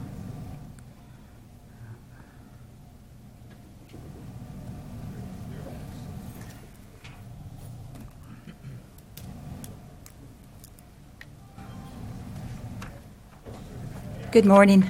Morning. Thank you for putting this on the agenda again. But just before I say that, I'm also excited about the comments for the library. My name is Linda Lampy. I am the co-founder and co-director of My Father's House, along with my husband, Patrick Lampy. We've been doing homeless ministry for many years. Here in San Benito County, for the past 3 years, we've been actively going out to the 4th Street Bridge, to the cemetery, to Park Hill, to Union Road, and we've served food, clothing, water, hope for many, many people. When back in the last spring, we started talking about having a warming center because of El Nino. I'm so thankful that that did open this year. We started opening a place at 910 Monterey Street, the old Hazel Hawkins Hospital. We began paying rent there in March. It took us until October to get it ready. I would love for you all to come and visit us. We serve approximately 100 to 195 different individuals per month. We serve breakfast, we make a big main day meal, and then we have food throughout the day. I collaborate with a Christian school that I use their kitchen, and then on Mondays I go and cook for the school in order to pay my rent there. So I'm cooking over there for the teachers and the children and the staff. It works. We work with the community. We provide showers, food, clothing, encouragement, direction, self-esteem. We also collaborate with drug recovery programs, not only in the state, but in Nevada. We have helped 64 people become either go into a long-term drug facility recovery program, housing, jobs. That's within the last 2.5 years. We also think it's important that we help people reconnect with their families. We have classes 3 days a week on how to overcome the trouble that they're going through. We have workshops on just self-esteem, how to walk with your head high. We're planning a fashion show with the clothing that's been donated by the community. To date, we have received no funding from any agency. We've received, Christmas time, some gift cards to Safeway from one of the local churches. And one of the greatest donations I've ever received the other day, a 14-year-old girl, for her birthday party, she asked that people bring presents for our homeless friends, and she brought them, and that's exciting. We had a young couple that took their tax refund check and went and bought towels. I'm proposing a new paradigm shift, and what I would like for you all to do is contact me before you make any decisions, because we believe that we can help the folks that are homeless, but also put an end to it. And we have a model, and I've looked at places across the country, and what I would like to propose to you is something totally different from what we're looking at. Thank you for your time, and please come and visit us. God bless you. Next speaker is Patrick Lampy. My name is Patrick Lampy, and I'm the other half. I guess I'm the nuts and bolts, but Linda has an ability that I've not seen anywhere else. She connects one-on-one with each and every one of these folks that come to my father's house. And I mean, I can give you descriptions. There was a fellow that came out of jail, maybe 275 pounds, tattoos from the top of his head to the bottom of his feet. You'd be frightened of this fellow if you met him. Yet this fellow was in Linda's arms sobbing about his life and what he'd gone through, and she was able to connect with that fellow. We talk about security. We've had police officers at our site twice. Once was at our request. We had a couple of fellows that were a little more inebriated than we wanted them to be, and we offered them the opportunity to leave, and one did and one didn't. The other was a parole officer that brought back a young man that we sent up to Eureka a year ago to go into a drug rehab program. And this young fellow was actually dealing drugs when he left. And he came back. Linda didn't recognize him because they had put him into a logging program. And he came back muscled up, beefed up. He came in with his parole officer. He said, "Linda, don't you recognize me?" And she had to do a double take to realize that. So what I'm asking, our program works, and it works because it is a one-on-one program. And God is in there. God is doing his work. We have about 1,300 square feet. We have 8 rooms. Most of the rooms, when we got them, were a shambles. We're still working on them. That's why it took so long to open up. We have 1 bathroom and 1 shower, and we do about 80 showers a week, I think. I know my car is full of dirty towels right now. I have to go out to the laundry later today to clean them. A lot of our ministry is done right in the kitchenette, where people are around the table working. The people that come there, we have no paid staff. As I said, we're completely funded out of my wife's pocket, my pocket, and the donations that we receive not only from the homeless but from community members that have participated. And anyway, so our program does work. We hope, I truly hope, that you each will take the time to come down and just walk through our facility and see what goes on there.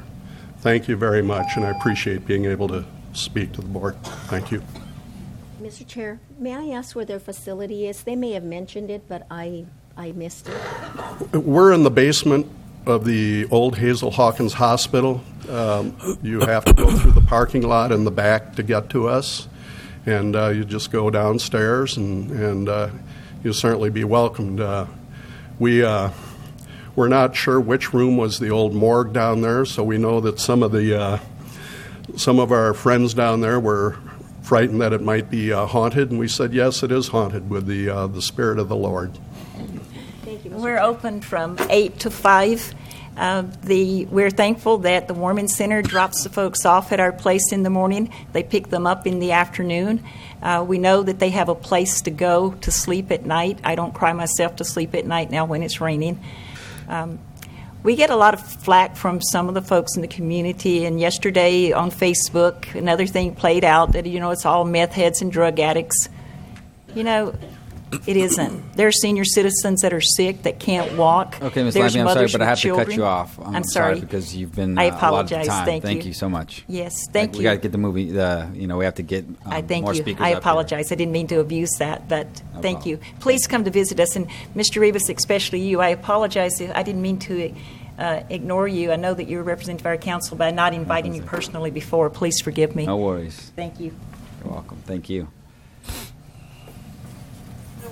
No more speaker cards. Okay, if there are any other speakers who would like to provide some comments, now's the time.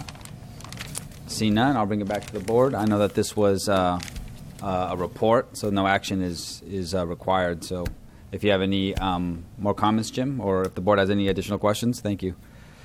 No more comments unless there's any questions. Okay. All right. Let's move on. Thank you, Jim. Enrique, thank you. Okay, moving on to item 17. Receive a Fire Station number 3 monthly update and the Fire Department operational update. Mr. Barnes. Mr. Chairman, board members, good morning.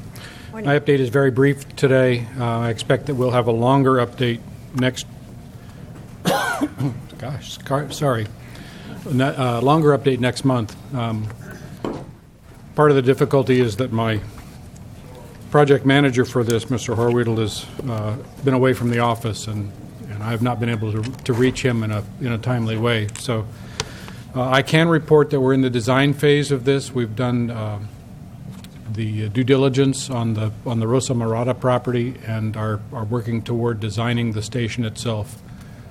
And I'd be happy to answer any questions that the board may have. And I bring the chief for his operational update as well. Okay. Any questions for Mr. Barnes at this time? Yeah.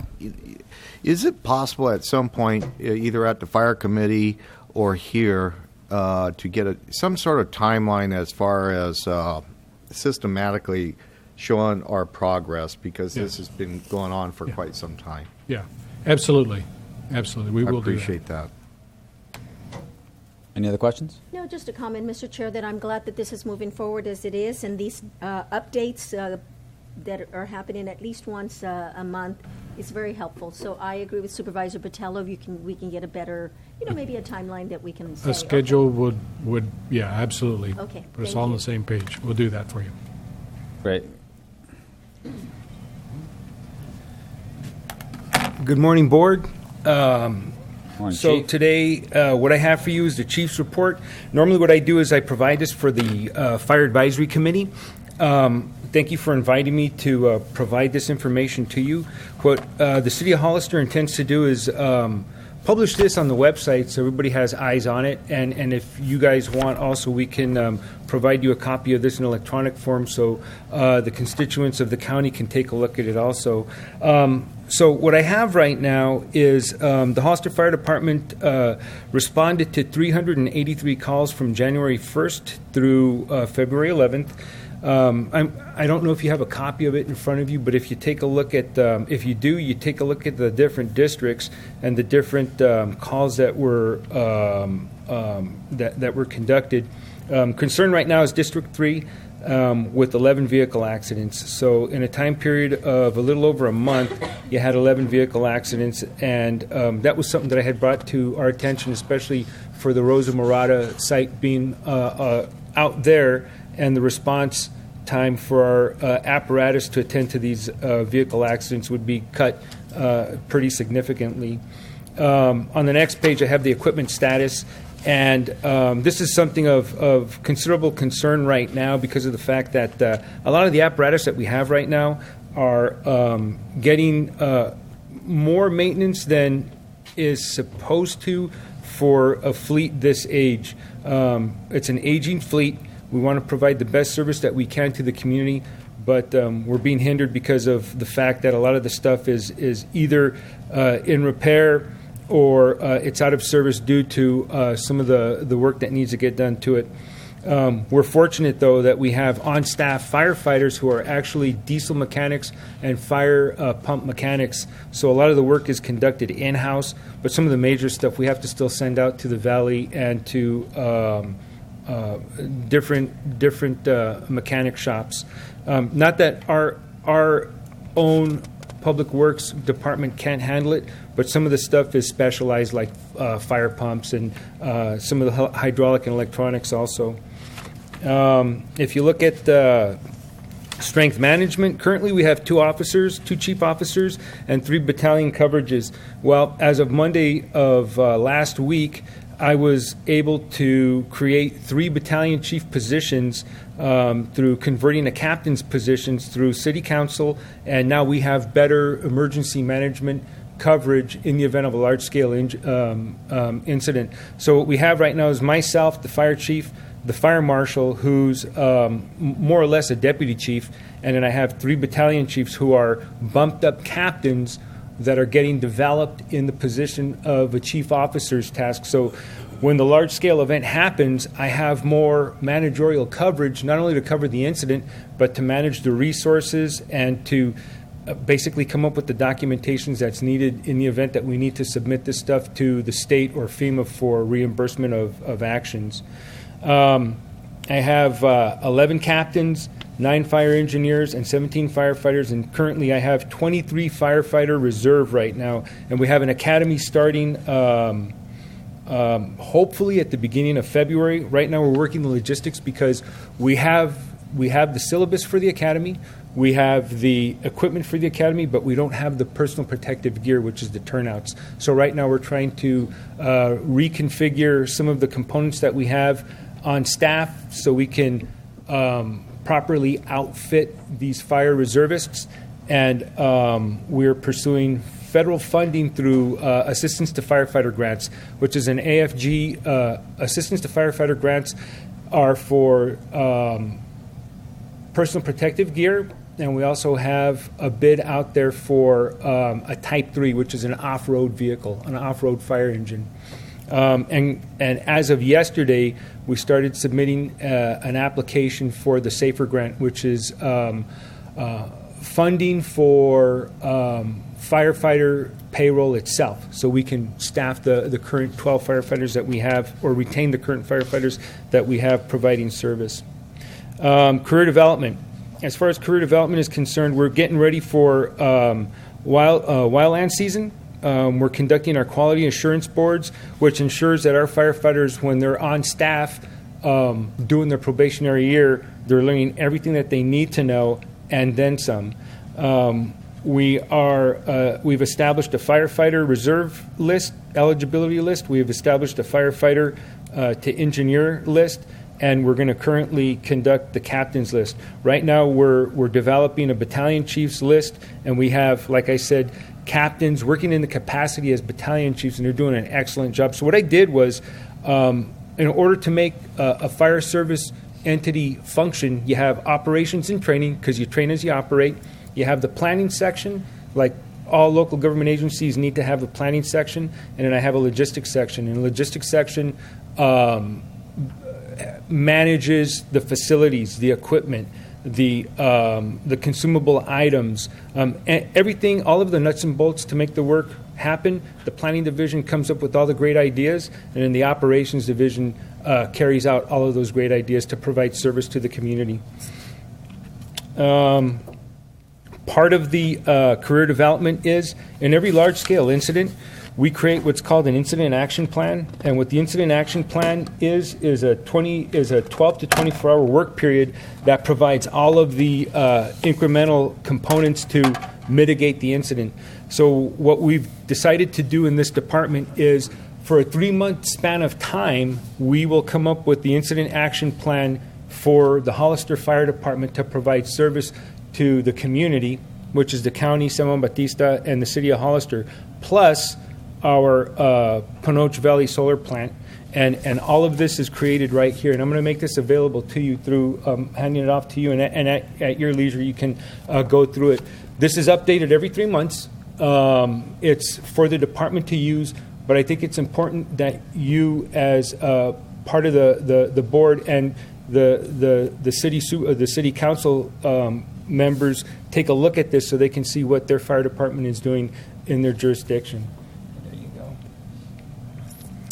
To conclude this, I have the fire marshal's office that just recently conducted. Actually, that's more fire inspections. So final inspections for the various developments for some of the businesses out there also, and rolled up, I want to say, 40 hours in the time span of January 1st through February 11th, and we're currently conducting code enforcement operations right now within the city limits.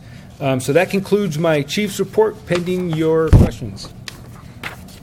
Any questions from members of the board? Supervisor Botelho? Yeah, I want to thank you, Chief, for making that presentation to the full board. It's important for all of us to get all the same information that we get on the fire committee at times, and we report out.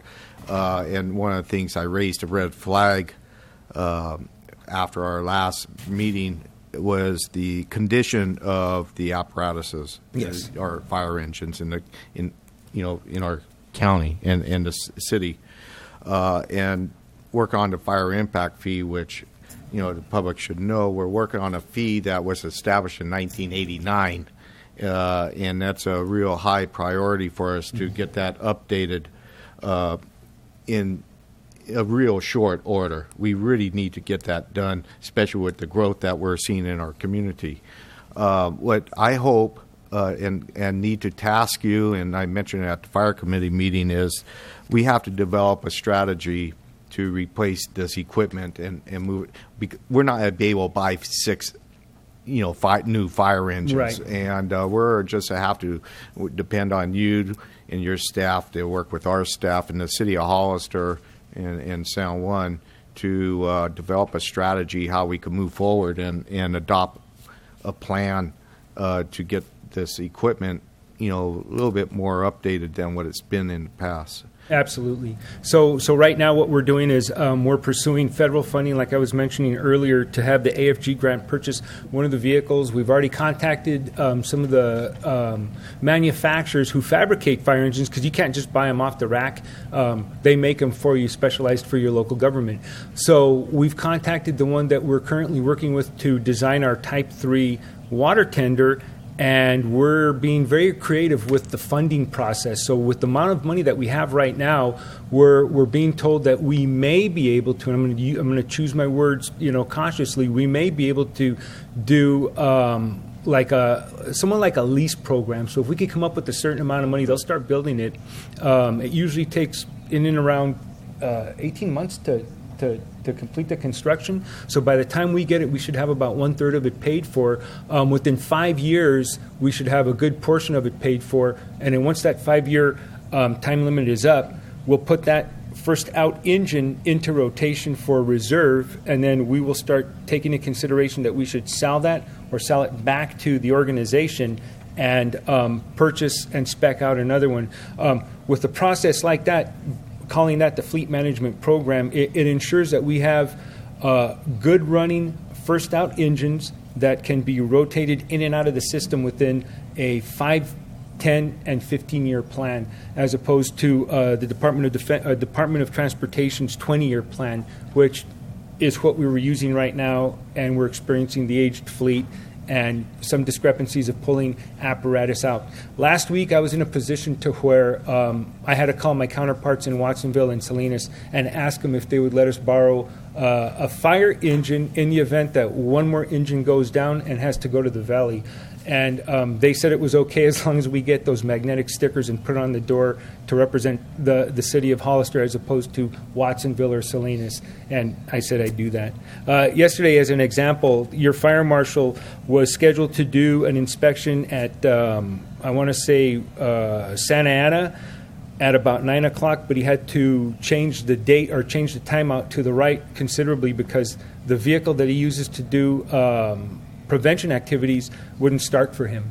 So he drove his own vehicle to the station, we put him in another one, and he went straight to work. And I can't have my second in command having a city vehicle sitting in his driveway inoperative. We've got to provide this community better service than that.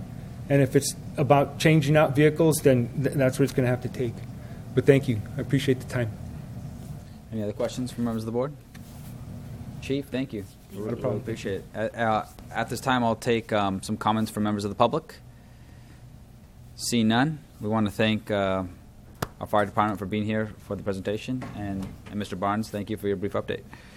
So we'll move on to item 18, the Board of Supervisors, which is to authorize the chair to appoint NACO members. Are there members of this board that are willing to serve in the capacity as a delegate to NACO? Mr. Chair, I'm willing. Supervisor? Yes, sir.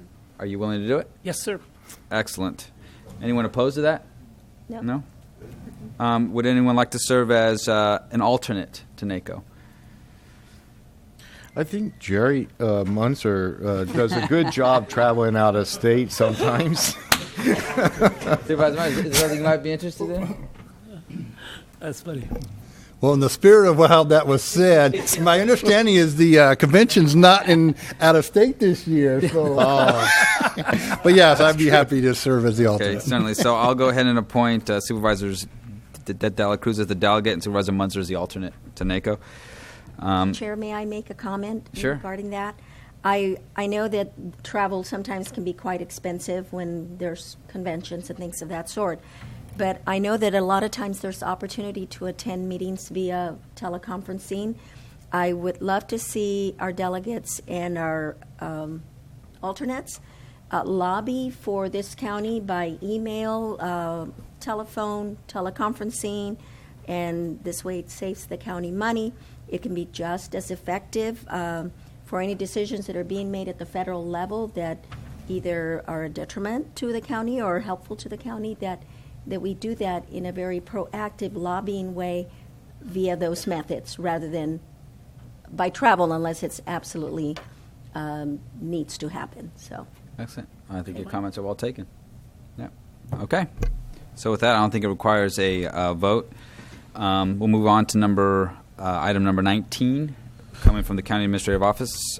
Mr. Espinosa. Mr. Chair, I'm not sure if you allowed for public comment on the last item. Well, it was it was authorized chair to appoint. There you go. So okay. No comments needed, I guess. Okay. Sorry, public. Good. Good enough. All right. Thank you, Mr. Chair. Yes, this item is with regards to a reimbursement agreement with the Rotary of San Juan Bautista. This particular item actually came to your board last June during the budget cycle. So today we have Sarah Fontanos here to elaborate further on this particular item. Sarah? Thank you. Good morning still. I can do this, I think, in 6 minutes with hopefully 9 or so minutes of public comment. We'll see how that goes depending on your questions. So you may recall during the 15-16 budget hearings, your board approved the change of a CIP, which was called San Juan Tennis Court Lighting, into two separate projects that were actually led by nonprofits from San Juan Bautista, one being the San Juan Bautista Tennis Club and the other the Rotary of San Juan Bautista. The idea there was to split the remaining funds from this project that had super high engineering costs that the group decided was just not worth the effort, and split that remaining $24,500 into these two projects. Board approved it. We moved forward. Shortly after, staff found out that one of these two projects, the soccer renovation project, was super close to completion and work had already started, which created a problem for the government process of competitive bidding. So I quickly got together with Public Works Administration as well as the San Juan Tennis, both clubs, and the Rotary of San Juan to figure out what could we do to resolve that issue.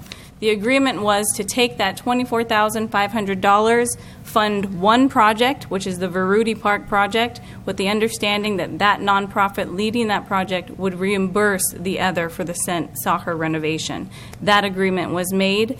Timelines were coming near for grants that both of these individual groups had applied for, so we quickly moved forward with the competitive solicitation for what needed to happen at Veruti Park.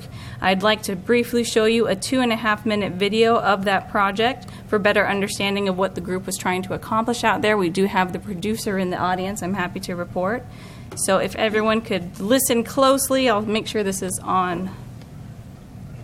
In a world where every kid needs a clean part to play. Stop it,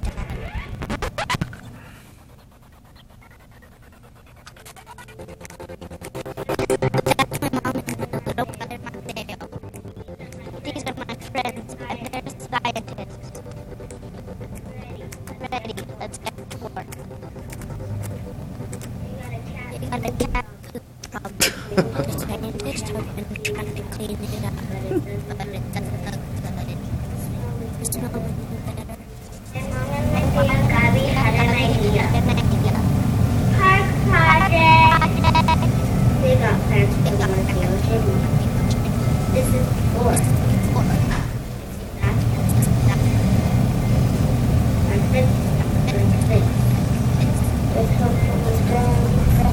Now it looks like this.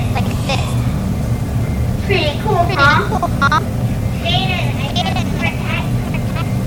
It's a little help us clean our park.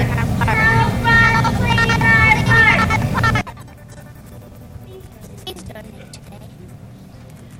So you can see there was quite a bit of effort and work done already at the area.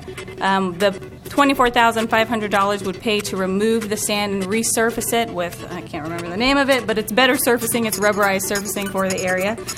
Oops, I'm sorry. Let me pause that. It's distracting. Shows all their help. Individually, both partners, actually, the San Juan Tennis Club for their piece and the Rotary of San Juan Bautista, I believe it was over $40,000, $50,000 together that the group collected for their individual projects, so our piece was a smaller part. Additionally, the item did go to the city of San Juan Bautista, where they dedicated the difference of the funding of approximately $7,000 or so more to this specific project. And I will say, this is my first time, everyone talks about the public-private partnership. This is my first time through one from concept to near completion. And so that is why I'm here before you today, to get it to completion through a reimbursement agreement. I would like to admit, being my first time, there were absolutely bumps throughout the process that I wish I could have made easier for these nonprofits who have tried so hard to get where they are today. We were definitely looking into that for the future process, either be changing CBOs, whatever it might be, to make it smoother. Because another item, in addition to the reimbursement agreement that you'll be looking at today, is the change of funding sources. We have to recognize that a park impact fee must only be used in the benefit area, which for our instance is the unincorporated area. Because this is incorporated, it's not an appropriate use for impact fees, which is why before you there's also an adjustment for use of contingency funding to help get this project to completion. It is an expansion of recreation, as you can see.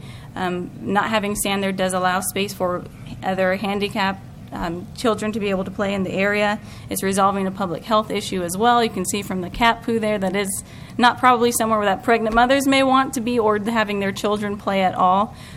So in regards to any kind of funding, I'd say it's definitely appropriate, but we did want to stay true to the use of park impact fees. And just given this long haul and process we've come to, I felt it was worthy to ask for use of contingency funding. So that's what I'll be requesting today is the reimbursement agreement. They have gone through the solicitation process. I'm happy to report that even though it was tenuous and a pain, I know for the nonprofits to go through that process did save them over $10,000 from the original quote they received for this project. So it was worth its weight, I'd say. And we didn't miss any grant deadlines, so that was perfect. So with that, I'll turn it back to Are there any questions from members of the board? Supervisor De La Cruz. Yeah, I have lots of questions, but I'll try to be, maybe I'll pick a couple of my questions. The first one is, I think it was you, Ray, or you, Sarah, last week, or our budget person, about the concept of having funds available for each supervisor district. And this is a perfect example right here. I mean, perfect example. And I honestly believe that every supervisor district should have a certain amount of dollars available for their district. And this is one case here that I think shows the reason why. And that's why, I said it's a good idea. I understand the funding mechanism now is going from impact because of the nature of what impact is, and now contingency fund. Typically when it comes to the contingency fund, I'm not very supportive of it because, it's for real contingency. So I'll leave it at that. But other than that, Mr. Chair, I'll just hold myself to a lot of the other questions.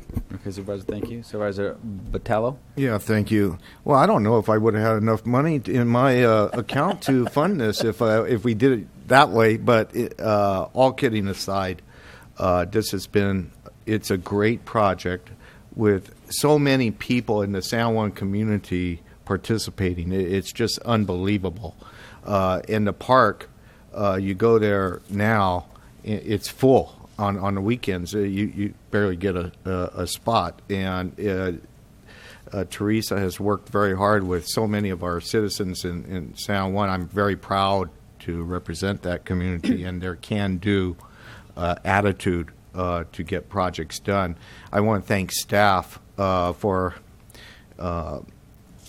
guiding this along as far as getting the funding through. The intent was to enhance our parks, and sometimes we forget how complicated the government funding can be to put out there, and you were able to accomplish that, and San Juan and the community was able to work with it, and we have a lot to show for it now, and I'm really happy that we're at this point, and it's a very nice park. There's still efforts going on with these groups with the state park downtown, as well as the soccer fields adjacent to the school. These are good partnerships, and I feel like they've accomplished a lot. It's a model for everything else. Thank you. Thank you, Supervisor. Any other comments? Supervisor Margie Barrios. Yeah, thank you, Mr. Chair. I don't want to throw a wrench on this because it is a beautiful project and it's wonderful, but I will support it a little reluctantly because, this is coming out of our general, contingency fund. And this is not payback time, but I remember asking for $1,000 for backpacks back to school, and everybody was up in arms. $1,000, coming out of the contingency fund. But like I said, I'm not going to throw a wrench on it. I just want to remind folks, when there is a good project and there is a lot of community participation, it's a good thing. So investing in that is a real positive thing. So just wanted to remind you and bring it back to reality. Thank you. Thank you, Supervisor, for that reminder. Any other members of the board with comments? Okay, I'll open up to the public. Any members of the public wish to comment on this item? Come on. Sure. I just want to thank you and just let you know it has been a If you community. could state your name for the record. Oh, Ruben Gonzalez. I was the dad in that. But my wife's kind of like the one that spearheaded the getting the money together.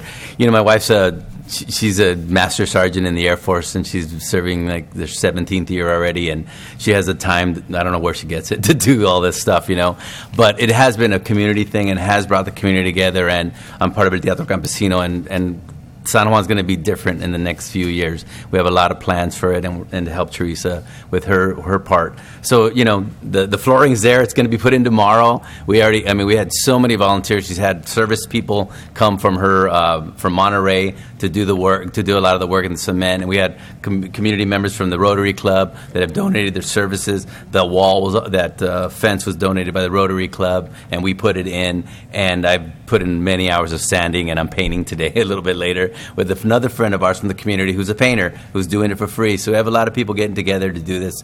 And like you said, ma'am, it is something that really brings together, and it's a positive thing.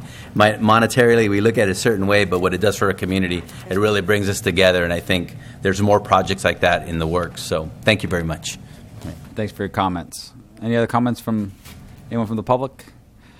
Okay, with that, I will bring it back to the board for additional questions or comments, and I will entertain a motion. I'll make a motion to approve the staff recommendation and as written. Second. There's a first and second. All those in favor? Aye. Opposed? Motion carries 5-0. Thank you. So at this time, we will break for lunch and adjourn at 1:30. All right. See you all at 1:30. Ouch.